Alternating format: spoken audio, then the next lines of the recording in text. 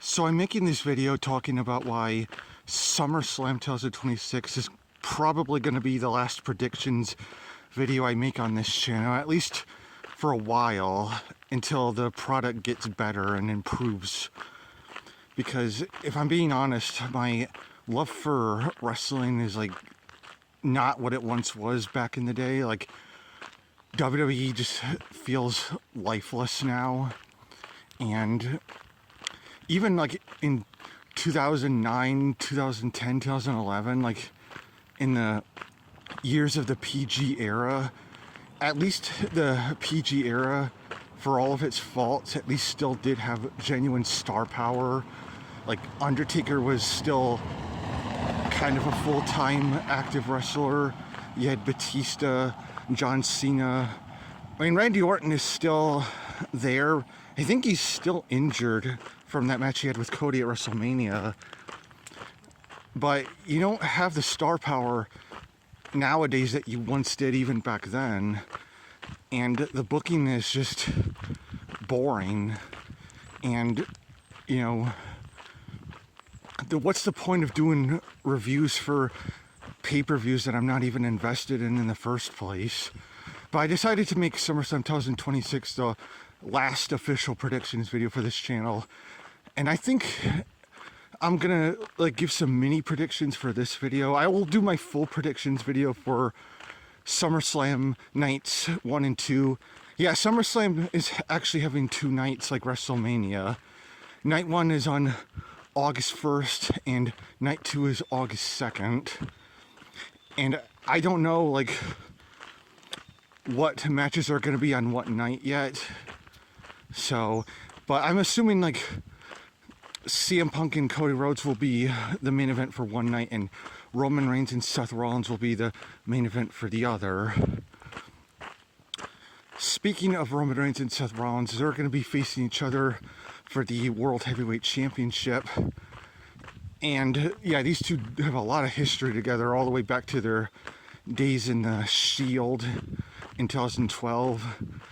And they had a match, the last match they had, I think, was the Royal Rumble 2022 pay-per-view. And it was the one where like Roman Reigns had like a submission move on Seth Rollins, and Seth Rollins made it to the ropes, but Roman Reigns refused to break the hold, so Seth Rollins won the match, but by disqualification. And I don't think like Seth Rollins has pinned Roman Reigns. Actually, no, it's the other way around. Roman Reigns hasn't defeated Seth Rollins in a one-on-one match. So I don't know if they ever mentioned that, because again, I don't watch wrestling full time.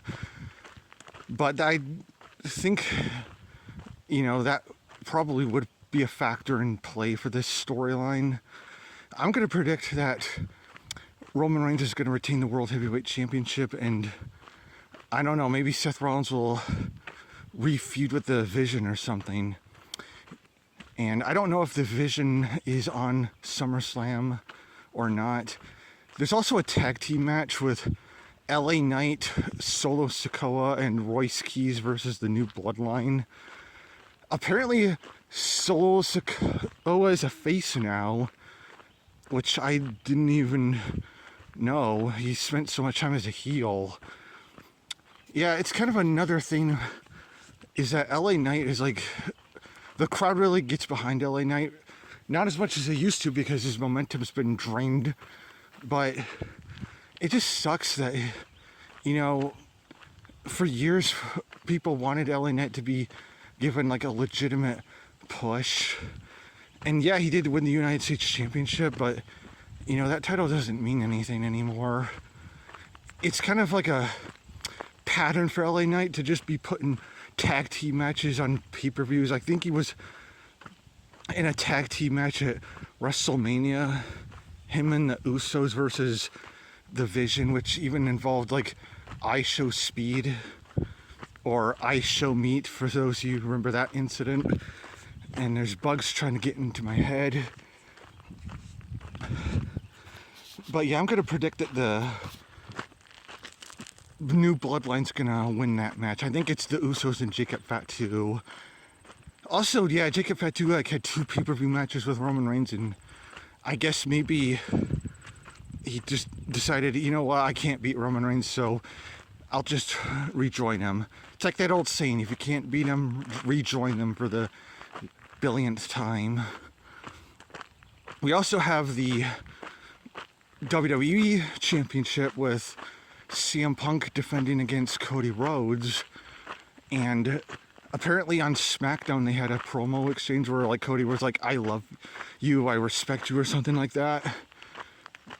And from what I saw on YouTube, I could see like a potential heel turn, probably from CM Punk maybe. I mean, CM Punk is a heel in real life after all. Like, there's a lot of wrestlers like Kevin Owens, Hornswoggle, Colt Cabana that have told stories about how much of a douchebag he can be. And plus, like, that whole comment of like burying Roman Reigns next to his father, like, that was really not what a babyface would do. Let's just say that.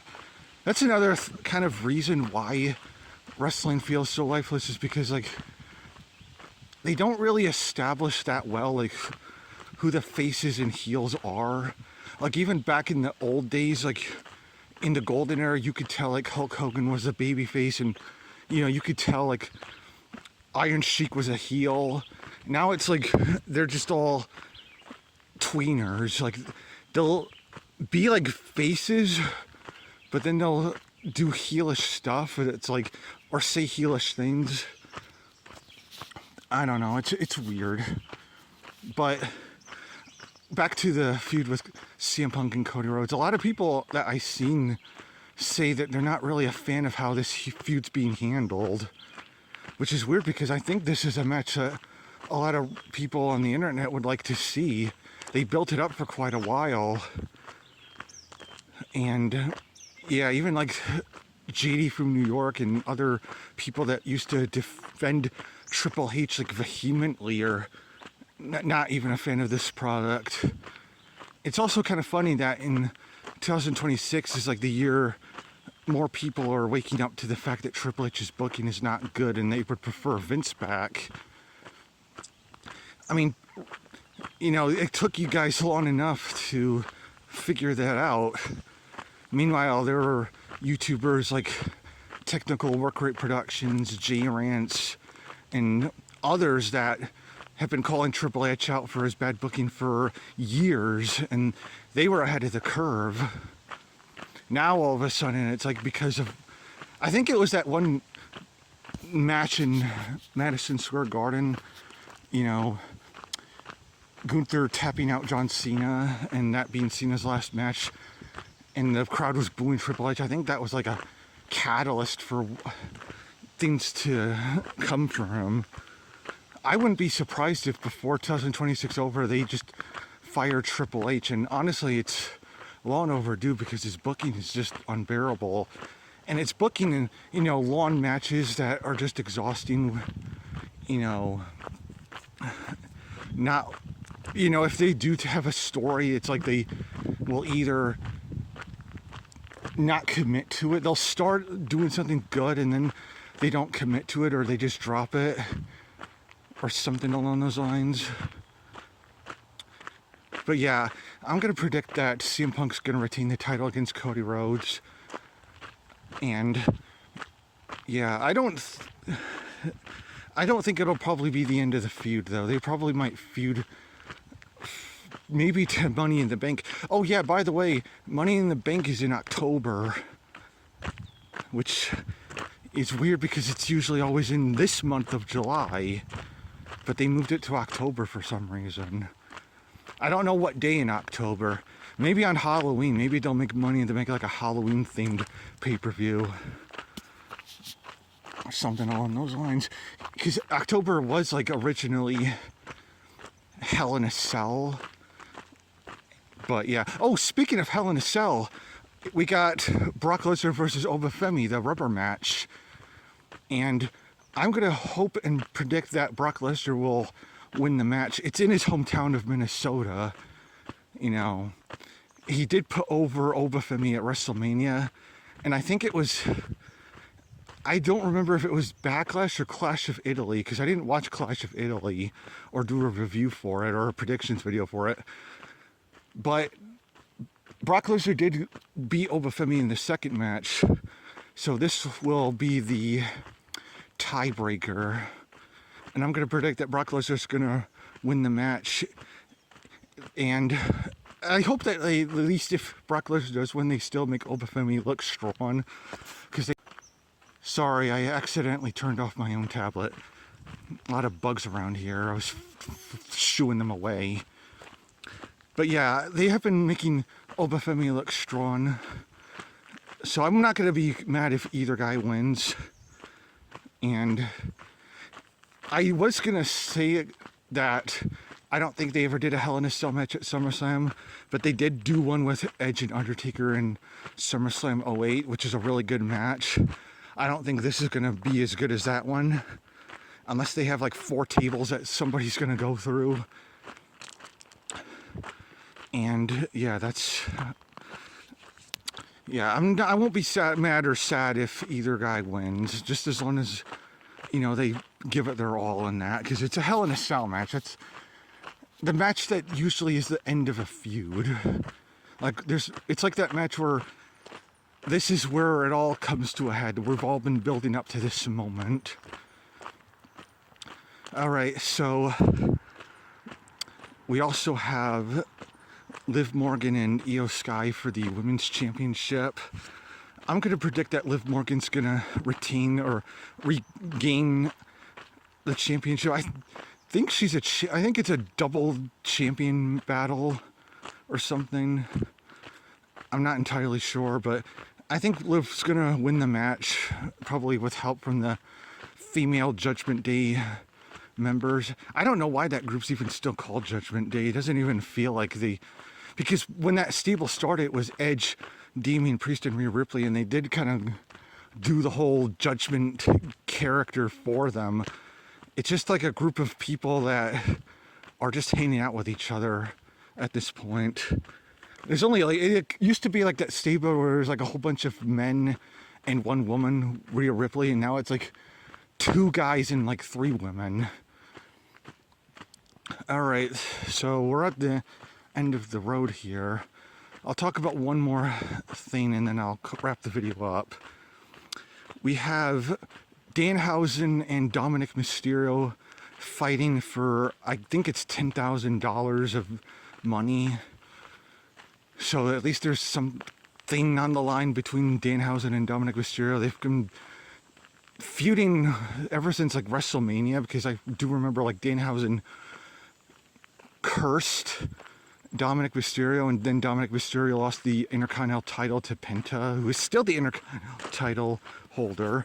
He's having a match with Chad Gable, and I'll talk about that match in my prediction video, but yeah, it's kind of reminds me of the WrestleMania 1 match between Big John Studd and Andre the Giant, which was for $15,000, and Andre the Giant's career was on the line.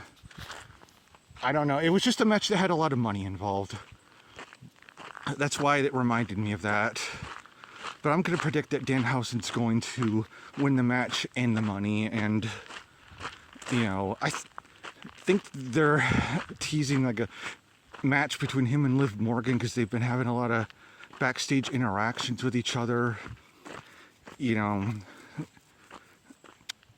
And, yeah, I will say, like, Danhausen, you know, yeah, it's kind of a weird character, but I'll give him credit for at least being something that's unique in a time period, like an era where a lot of wrestlers are really bland and generic or don't stand out. Like, he does stand out to everybody else, but I don't know if they can just rely solely on Danhausen to like move merch or something, because I think the charm will probably wear off eventually.